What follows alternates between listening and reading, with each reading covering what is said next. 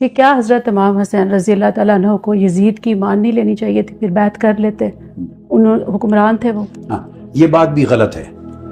یہ جو بات آپ پوچھ رہی ہیں اس کا بھی کوئی اطلاق اس کے ساتھ نہیں ہوتا. سیدنا امام علی مقام سیدنا امام حسین علیہ السلام، ان کا اقدام قطعی طور پر نہ خروج تھا نہ بغاوت تھی. یعنی one should be very clear on this subject. یاد رکھ لیں بغاوت میں نے آپ کو شرائط بیان کر دی. تمام کتب شریعت میں یہ شرط ہے کہ سب سے پہلے وہ ایک گروہ ہو، منظم ہو کر کسی علاقے پہ قبضہ کر لے اور پھر مسلح جنگ کرے اور لوگوں کا قتل عام کرے.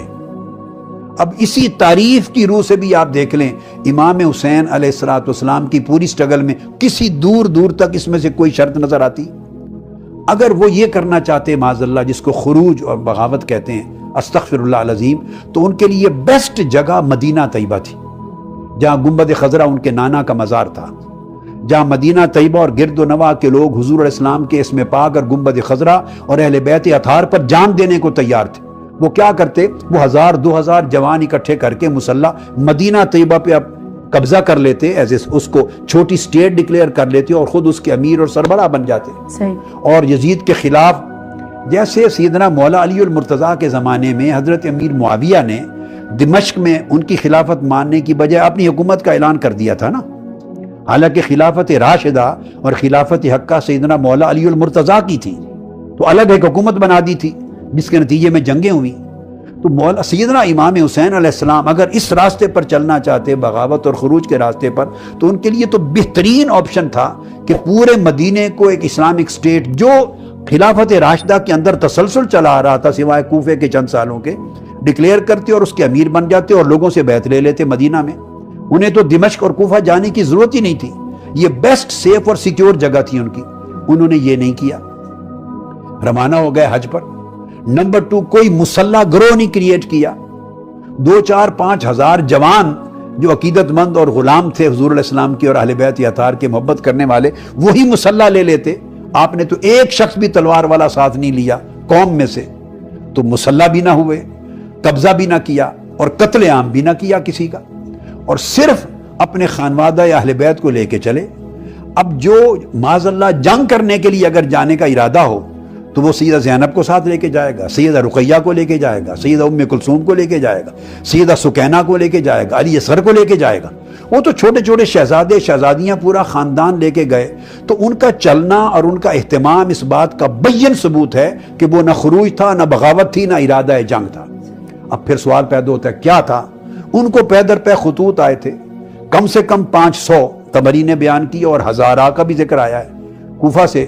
چونکہ اسلامی قدریں مٹ رہی تھی، اخلاقی قدریں مٹ رہی تھی، وہ اسلامک آرڈر جو آقا علیہ السلام نے دیا اور خلفائے راشدین کے دور میں امپلیمنٹ رہا، جس میں شریعت اسلامیہ کی حدود کی پاسداری تھی، عدل تھا، انصاف تھا، شرافت تھی اور اسلام کے تمام ایک نظام کی خوبیاں تھیں، وہ ساری پامال ہو رہی تھی. شراب کو یزید نے حلال ڈکلیئر کر دیا تھا. وہ شرابی نہیں تھا صرف، بلکہ شراب کو حلال سمجھتا تھا. اور اس کے کریکٹر کا عالم یہ دیکھیے کہ واقعہ کربلا کے بعد جب اسے رسپونڈ ملا، ریوولٹ ہوا، تو اس نے کعبۃ اللہ پر حملہ کر دیا. تو کعبۃ اللہ پہ حملہ کر کے کعبۃ اللہ کو جلا دینے والا شخص وہ کہاں کا مسلمان ہو سکتا ہے؟ اس نے مدینہ طیبہ پر حملہ کیا اور 3 دن تک حکم دیا فوج کو کہ تمہارے اوپر مدینہ حلال ہے، یہ لفظ ہے، مباح ہے، اور ہزاروں صحابہ اور تابعین کو اور صحابیات کو شہید کیا. اور 3 دن تک مسجد نبوی میں روضہ رسول پر اپنے گھوڑے اور خچر باندھے اور 3 دن تک نمازیں معطل ہو گئیں اور اذانیں معطل ہو گئیں. یہ اس کا کریکٹر تھا. اس کو کفر بوا کہتے ہیں. حالانکہ اس کے خلاف اگر مسلح خروج ہوتا تو وہ بھی جائز تھا، کیونکہ حدیث پاک میں یہ ہے اگر مسلمانوں کی ریاست میں حکمران صراحتاً کفر کا ارتکاب کر دے اور اسلام کی قدروں کو چھوڑ دے تو پھر آپ مسلح اس کے خلاف جنگ لڑ سکتے ہیں. اس کو کفر سری اور کفر بوا کہتے ہیں. یہ ایک آخری حد ہے. وہ تو یہ حد پھلانگ چکا تھا، یہ بھی تھا، لیکن سٹل امام حسین دعوت الی الحق کے لیے جا رہے تھے، امر بالمعروف کے لیے جا رہے تھے اور نہی عن المنکر کے لیے جا رہے تھے. یہ قرآنی حکم ہے، یہ فریضہ ہے مسلمانوں کا، یامرون بالمعروف وینہون عن المنکر. اور پرامن طریقے سے خانوادہ لے کے جا رہے تھے جو کہ وہاں رہے تھے، شناسہ تھے، اور وہاں جا کے پھر رائے عامہ ہموار کرتے، لوگوں کو تعلیم دیتے، شعور بیدار کرتے، اسلامی قدروں کو ڈیولپ کرتے. ان کی سٹرگل پوری پرامن تھی.